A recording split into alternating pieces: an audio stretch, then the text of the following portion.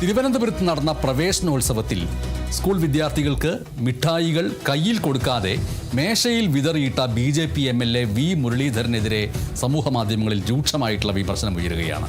Kattela government tribal LP സ്കൂളിലെ പ്രവേശനോത്സവത്തിലാണ് സംഭവം. കുട്ടികളുടെ കയ്യിലേക്ക് നൽകാതെ, കയ്യിൽ സ്പർശിക്കാതെ മേശപ്പുറത്ത് മിഠായികൾ തട്ടിയിട്ട ശേഷം എടുത്തു കഴിക്കാൻ ആവശ്യപ്പെടുകയായിരുന്നു.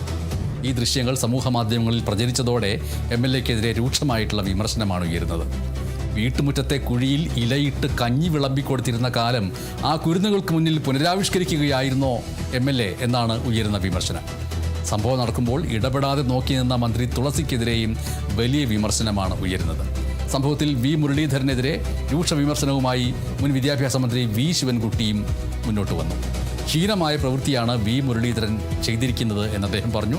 കൊച്ചു കുഞ്ഞുങ്ങളോട് ഇങ്ങനെ പെരുമാറാൻ BJP നേതാക്കൾക്ക് മാത്രമേ കഴിയൂ എന്നും ശിവൻകുട്ടി ആരോപിച്ചു.